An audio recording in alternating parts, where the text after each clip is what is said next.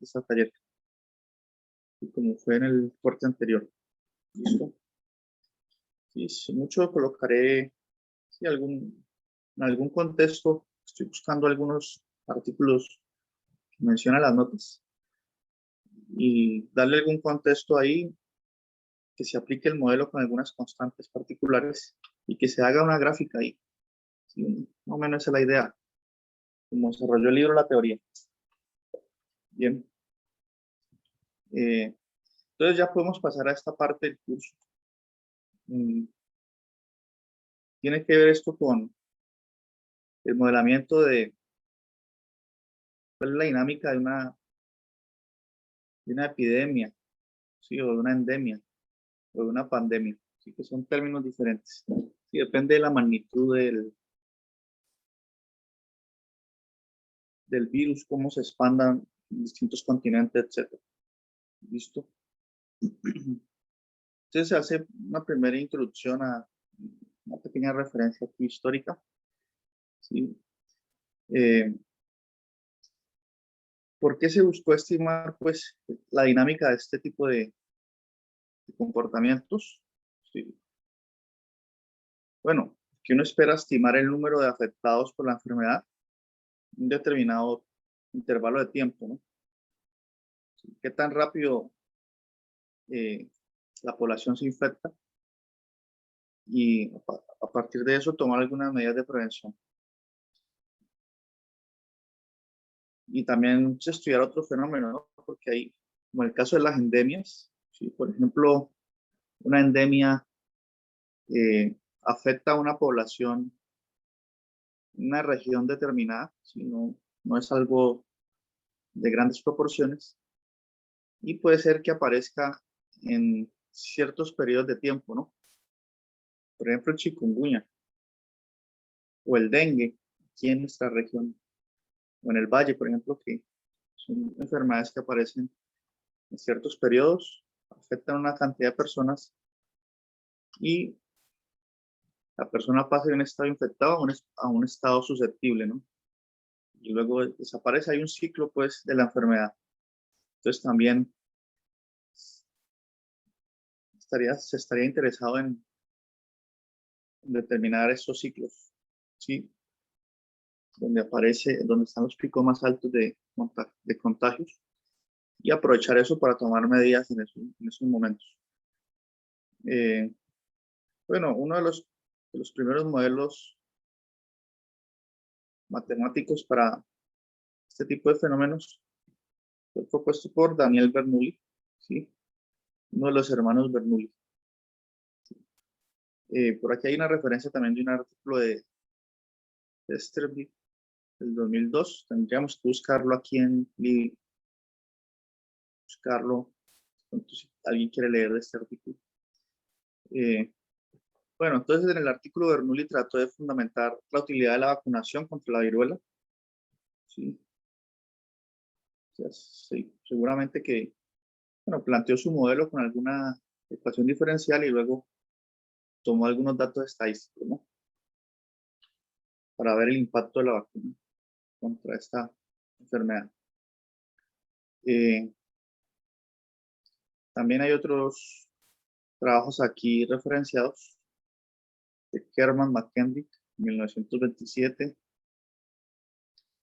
¿sí? Hablando sobre esta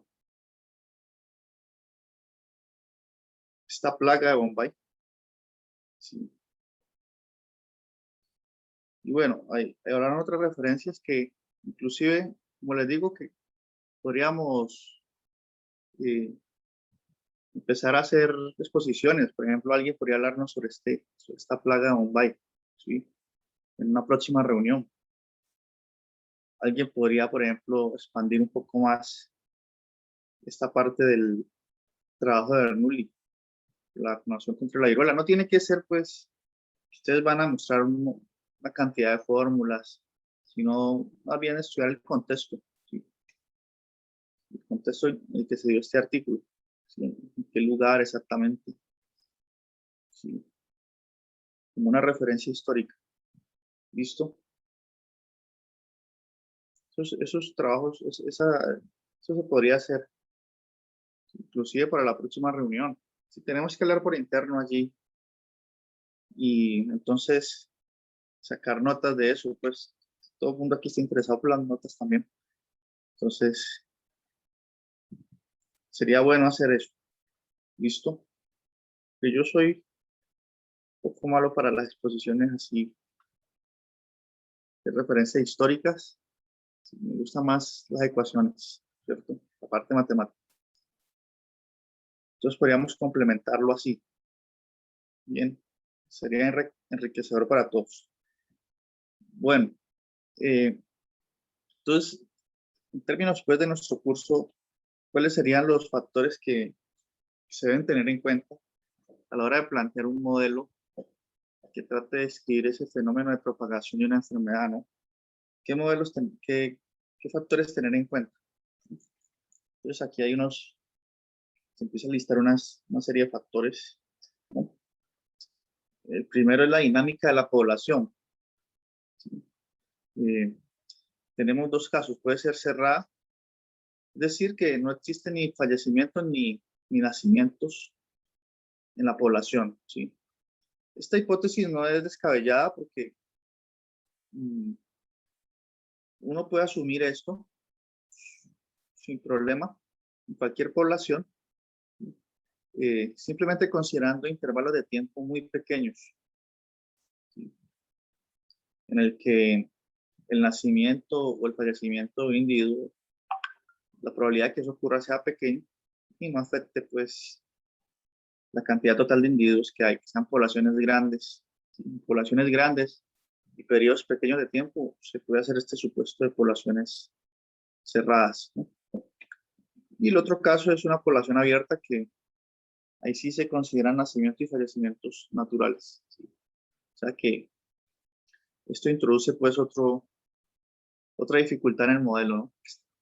Que estén surgiendo o falleciendo individuos. Bueno, ¿qué otro factor se debe tener en cuenta? ¿Sí? Entonces, el grado de la enfermedad, ¿no? Pueden existir enfermedades que tienen ciertas etapas, ¿verdad? En su desarrollo, son graduales. Esa es la naturaleza de la enfermedad. Y eso afecta también, ¿no? ¿En qué etapa está el individuo? O la naturaleza de la enfermedad solamente, o sea, es una enfermedad que afecta y que el que la posee ya, digamos que está en una sola etapa. ¿Está enfermo o no? ¿Listo? ¿Qué más se debe tener en cuenta en este tipo de modelos? Bueno, la estructura de edad de la población, ¿no? Especialmente teniendo en cuenta si la enfermedad tiene repercusiones mayores sobre los niños o sobre adultos mayores, ¿no? Entonces aquí importa la escala o la estructuración de edad. También distribución de sexo, ¿no? Esto es importante, cuántos hombres o mujeres hay en la población. En especial se interesan en esta distribución cuando se trata de enfermedades de transmisión sexual. Bueno, ese tipo de, como el SIDA, etcétera, herpes o cualquier otra del estilo. Bueno, ahorita eso tiene que ver, pues, lo anterior con la población misma, ¿sí?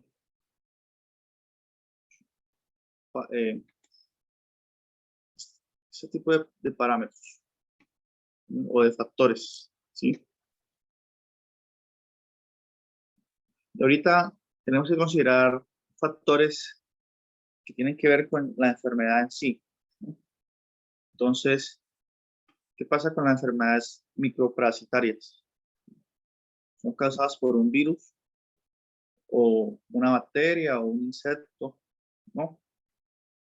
Aquí se da un ejemplo, por ejemplo, un virus, el sarampión, la bacteria puede ser la tuberculosis, la malaria, que es por la picadura del zancudo, etcétera, ¿no? Entonces esas son microparasitarias. Las Macroparasitarias son enfermedades transmitidas por un gusano o por algún parásito como la lombriz, ¿sí? O por las pulgas, piojos, etc. Bueno, y también debemos clasificar el tipo de enfermedad, ¿no? En términos pues, de su propagación.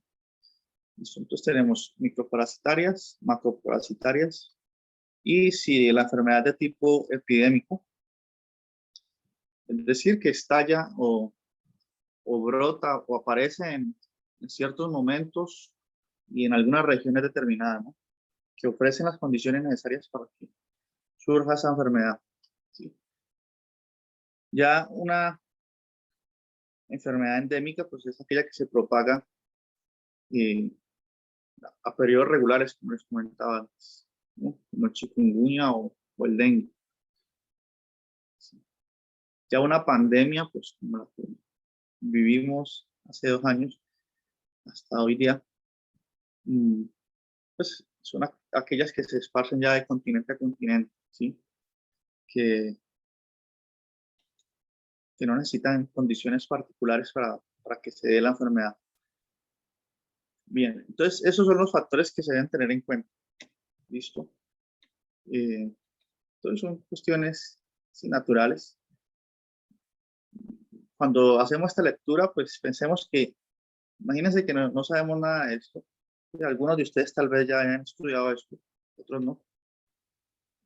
Entonces, como uno, imagínense que usted tiene que modelar una enfermedad de este estilo. Pues ya, usted tiene los factores que están allí jugando un rol, ¿no? Entonces, la pregunta es cómo uno matematiza todo eso. ¿Listo? Entonces tiene que empezar a darle nombres tiene que primero introducir quiénes son susceptibles a la enfermedad, quiénes son latentes, una serie de definiciones, ¿no? Entonces, eso es lo que viene a continuación, como, digamos, parte de la configuración de los modelos que vamos a estudiar. Entonces, en una población usted puede tener los susceptibles, ¿sí? Son aquellos que se pueden enfermar, pero que aún no tienen la enfermedad, son susceptibles a ella, pero no están enfermos. Están los latentes, ¿sí? Que son aquellos que están contagiados, pero aún no exhiben síntomas, ¿sí? Y bueno, todo esto para nosotros es natural, hoy más que nunca, después de escuchar tantas noticias, ¿no? Sobre el coronavirus. ¿Qué otra característica puede tener el individuo? Los infecciosos, ¿sí? Se notan con la letra I, y son aquellos que ya están enfermos, ¿listo? Que ya exhiben síntomas y que de hecho pueden infectar a los susceptibles, ¿no? Y están pues los removidos, sí, otros parámetros que más adelante cuando empecemos una serie de, vamos a estudiar una serie de modelos que cada vez consideran más, son más realistas, se consideran más variables. Entonces están los removidos, que son aquellos que que no son afectados por la enfermedad, o porque son inmunes, o porque ya están muertos, o han fallecido, bueno, en fin, especialmente porque ya son inmunes.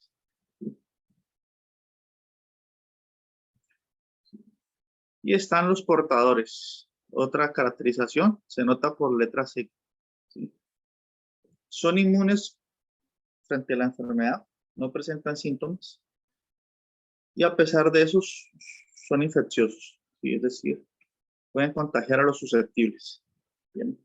Entonces, teniendo en cuenta esa clasificación de los individuos frente a una enfermedad epidémica, entonces podemos considerar un primer modelo sencillo, ¿sí? Que es el modelo SI, ¿sí? Epidémico.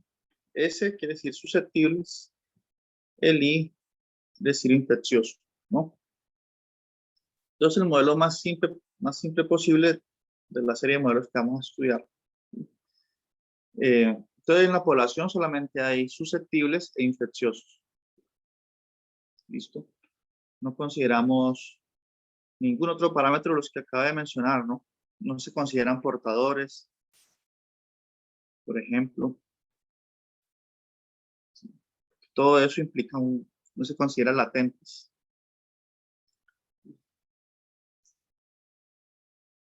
Si portadores y latentes son semejantes en términos de las definiciones, ¿no? Los latentes tienen el virus, pero no exhiben síntomas. Pero no exhiben síntomas en ese momento. Puede ser que más adelante sí. Los portadores nunca exhiben síntomas. Bueno, entonces aquí solamente consideramos los susceptibles a estar contagiados y los que ya están contagiados, ¿sí? Y contagian a los demás. En este caso, uno considera que la población es cerrada, ¿sí? La definición que di hace un momento. Significa eso que no hay ni nacimiento ni muertes, población constante. ¿Listo? Entonces, también hay otro, por el hecho de considerar solamente susceptibles e infecciosos, intrínsecamente se supone eso, que la enfermedad es permanente y no hay recuperación. Es decir, si hay alguien infectado, nuestro modelo quedará siempre así. ¿Listo? Siempre estará infectado porque en un modelo que estudiaremos hoy también, un poco más adelante, se considera algo un poco más realista, ¿no? Está el susceptible, ¿sí? Que puede pasar a estar infectado, ¿no? Y usted puede recuperarse. Entonces, de infectado puede pasar a estar susceptible otra vez, ¿no? Como alguien que tuvo dengue, pasó de aquí a aquí. Y se puede recuperar del dengue, pero el próximo año le puede dar de nuevo. Entonces, tiene esa configuración. ¿Listo? Pero en este modelo de SI no se considera esa posibilidad. ¿Bien? En este modelo, esta letra TAO se refiere al tiempo. Claro, el tiempo es una variable de estado independiente en mi modelo. Entonces, una primera consideración es que el número de susceptibles más el número de infectados siempre va a ser n. La población es cerrada.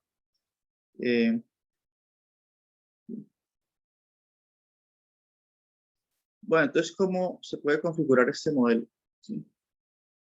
Entonces, en este caso, nos interesa saber, ¿sí?, cuál es el cambio de infectados, la razón de cambio de infectados en cada instante de tiempo. ¿Sí? Se modela por medio de ecuaciones diferenciales. Entonces, interesa saber esto.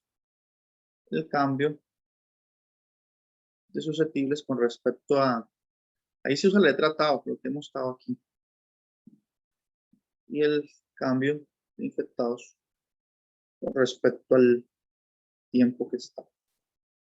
Entonces, ¿cómo puedo configurar? ¿Cómo va a ser esta razón de cambio? ¿Sí? Entonces, seguramente, pues, van a ser, una primera observación es que esto tendrá que ser una función, pues, de dos variables, de S y de I. ¿Listo? Eso sí. Bien, pero sin conocer primero esa función de dos variables, bueno, recuerden que este es el diagrama nada más.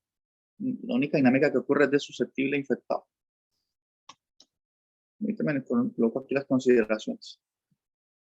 Población cerrada, entonces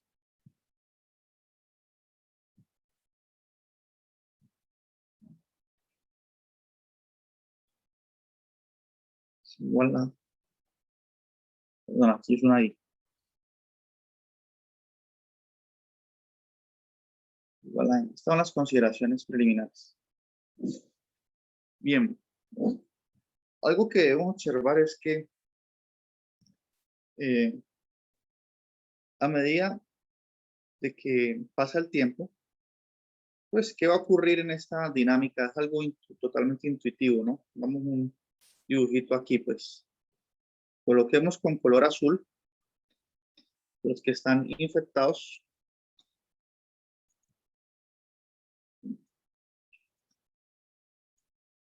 Con color verde los que no están infectados, los que son susceptibles.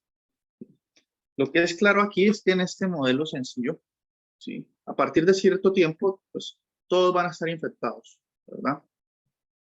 Eso es claro por la hipótesis de que si alguien se infecta, permanece con la enfermedad. ¿Sí? Es una enfermedad no curable.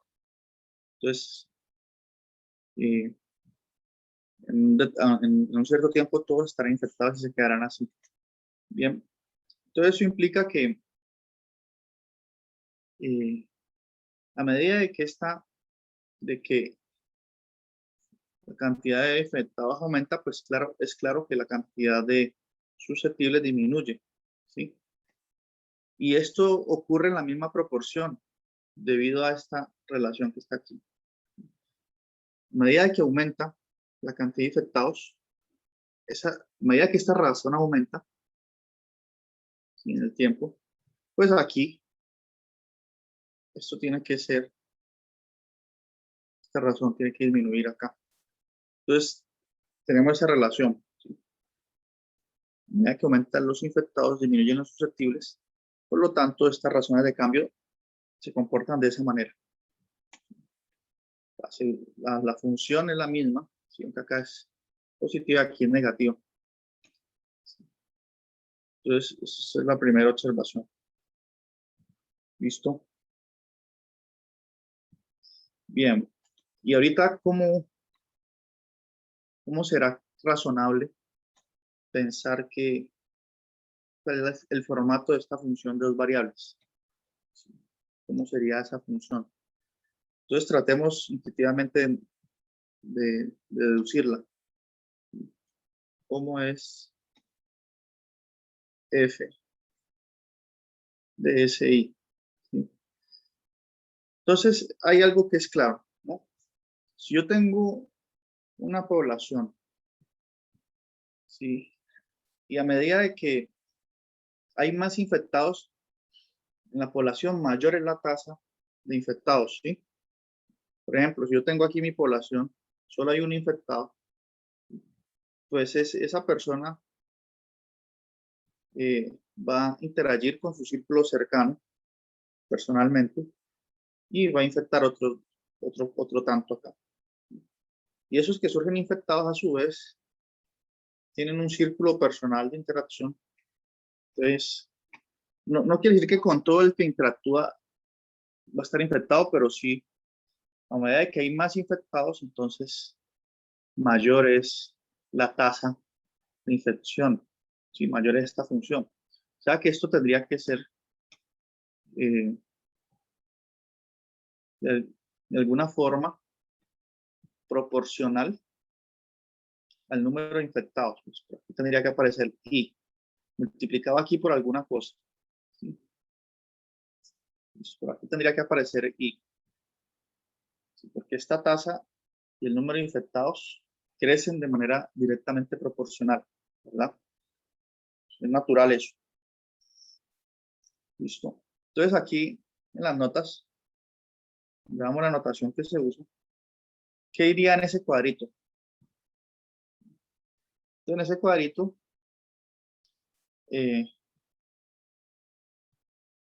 bueno, iría aquí algo que se denomina lambda I, ¿sí? Que se llama también la fuerza de la infección, ¿no?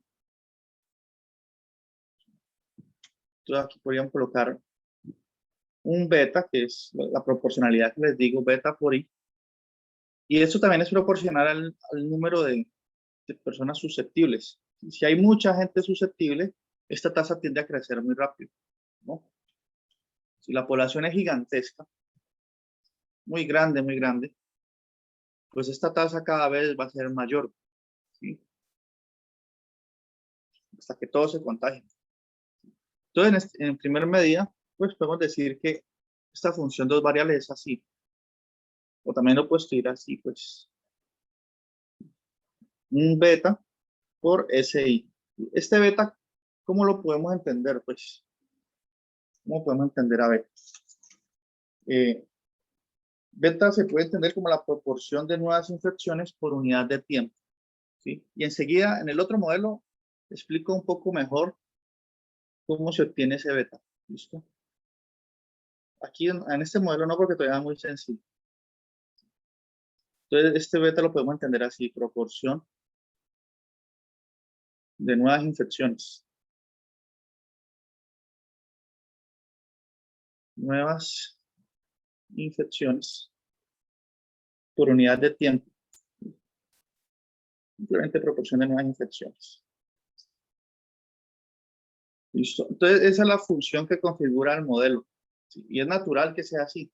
Es directamente proporcional a ese y ahí. ¿Sí? Porque si el número de susceptibles es muy pequeño, ¿sí? Pues esta proporción no crece tanto. Como ustedes vieron en la noticia, cuando, por ejemplo, el COVID llegó aquí a Colombia, pues tenía más o menos 55 millones de personas susceptibles. ¿Sí? Entonces, ¿cómo fue la tasa de expansión del virus? Esta tasa creció casi de forma exponencial. En este caso, el coronavirus, porque casi todos, mejor dicho, el virus llegó a un hábitat donde tenía presas por todo lado, ¿no?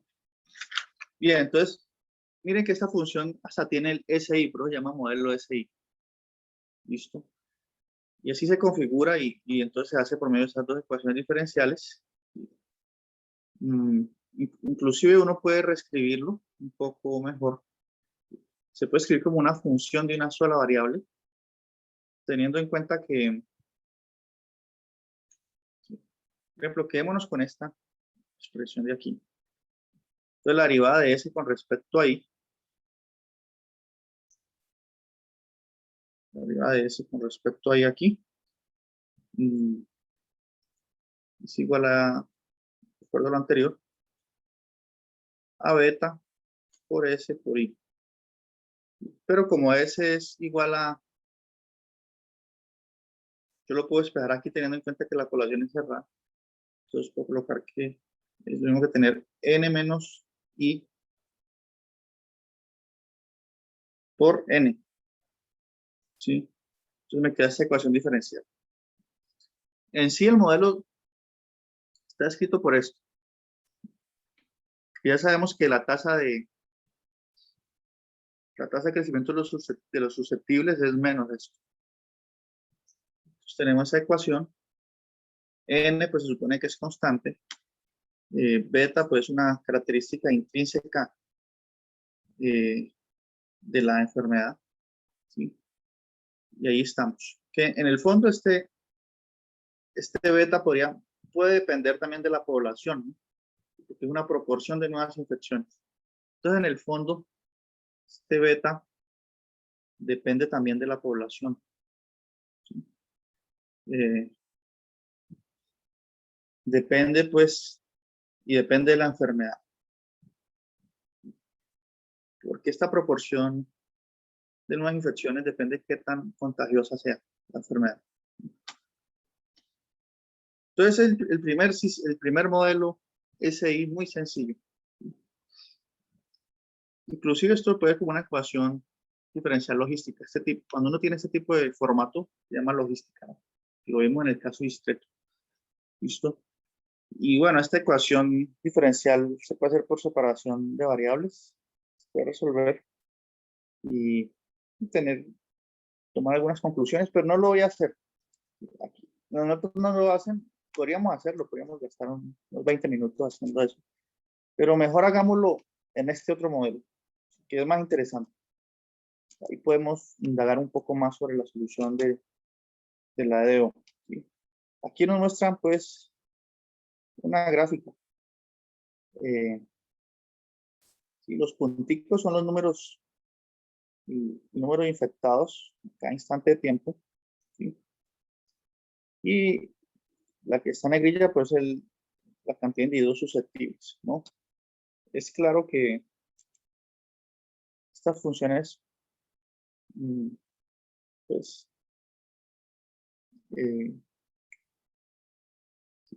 lo que les decía, lo que se espera es que a la final toda la población esté contagiada. Aquí la población total es de 1000 individuos. La cantidad de contagios iniciales es 50. Y esa es la dinámica que ocurre allí. Esta es la gráfica de la solución, pues, de la DO anterior. Se hace por separación de variables con esas condiciones iniciales, ¿no? Esta decae claramente porque al final, pues, ya no, al final no hay individuos susceptibles, al final todos están contagiados, por eso esto llega aquí al cero. ¿Listo? Sí, y en cada punto, la razón de cambio, por ejemplo, la derivada aquí en este punto, la pendiente de la recta tangente aquí, es la misma que la pendiente de la recta tangente acá. Lo que mencionamos antes. Entonces, ese es el modelo SI epidémico. ¿Listo? Entonces, enseguida vamos a considerar este otro modelo. ¿Tienen preguntas hasta aquí? Pues, modelo realmente, este es un modelo muy sencillo por ahora. ¿Tienen preguntas? Camila, Tania, Erika. No, profe. No, profe. Camila, Erika, Tania, Nicolás. No, ¿No hay preguntas? Bueno. Ok. Entonces, miren, vamos a considerar ahorita este modelo SI epidémico. CIS, perdón. CIS. Entonces, este es un poco más realista que el anterior. Bueno, o considera otro tipo de enfermedad pues, que se puede curar. ¿Listo? Entonces aquí tenemos el susceptible. Sí. Ojo que en esta población se supone que todo el mundo es susceptible a la enfermedad. No estamos considerando ninguna otra letra. Entonces están los infectados. ¿Sí? Y el infectado después de un cierto tiempo puede liberarse de la enfermedad y pasar a ser susceptible de nuevo. No, miren que aquí uno podría considerar muchas otras cosas, ¿no? O sea, puede ser que alguien se enferme, en lugar de pasar a ser susceptible de nuevo, pase a ser, por ejemplo, inmune, ¿no? O pase a ser inmune, ¿sí? A la enfermedad. Entonces no tiene por qué ser susceptible necesariamente. Puede ser inmune después de adquirir la enfermedad por primera vez. ¿Listo? Pero entonces olvidémonos de esto por ahora. Entonces, esta es la dinámica del modelo. ¿Listo? Entonces, ¿cómo podríamos describir lo siguiente? Las razones de cambio. ¿Sí? O sea, todos se configuran de la misma forma. Queremos saber cómo evoluciona, cuál es la tasa de crecimiento de infectados con el tiempo. ¿Sí? Y nuevamente esto será una función que depende de del número de susceptibles y el número de infectados en ese instante de tiempo, ¿no? Aquí nuevamente suponemos que S más I es igual a N, que es el número total de la población. ¿Sí? Es decir, que la población es cerrada. De nuevo a esa hipótesis. S más I igual a N. ¿Listo? Entonces, ¿cómo se configura en este caso el modelo? ¿Listo? ¿Cómo se configura? Entonces les adelanto que la configuración va a ser parecida a la anterior. ¿Sí? O sea, en primera medida, olvidémonos de esta parte. ¿Sí? Entonces la tasa de crecimiento de infectados sería proporcional a S por I. A beta por SI. ¿Sí?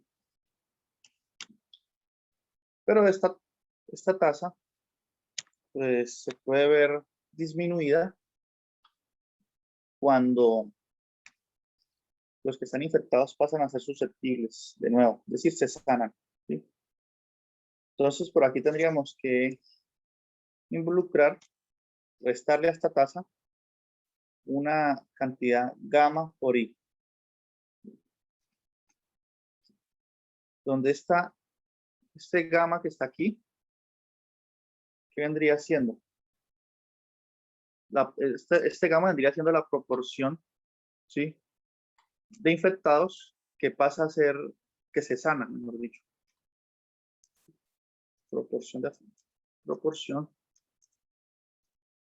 de infectados que se sanan. Entonces, así de sencillo sería configurar el modelo SIS. Que se sanan. ¿Listo? Entonces, claro, eso va restando porque si se sanan, pues la tasa de infectados, esto no sube tan rápido, ¿sí? Porque, a ver, imagínense lo siguiente. Aquí tengo el virus que se empieza a esparcir, ¿cierto? Viene una ola de virus y se infectan todos estos individuos. Se infecta todo esto en esta región. Entonces, esa ola va propagándose. Entonces, cuando va por acá, resulta que los que se infectaron al principio dejaron de estar infectados ya. Entonces, ahorita los que sufren son los de acá. Como una onda, una ola. ¿Sí? Entonces, por eso esta tasa no está controlada su crecimiento por este menos gamma I. Bien. Entonces, enseguida ahorita voy a explicar cómo se obtiene este beta, que les dije que ese beta depende tanto de la población como de las características de la enfermedad en términos de qué tan infecciosa es. Vamos a estimar un poco este beta de otra forma. Entonces, hagamos una pequeña pausa y ya continuamos. ¿Listo? Y ya se corta la llamada. Bien. Bueno, profe. Listo, profe. Ok.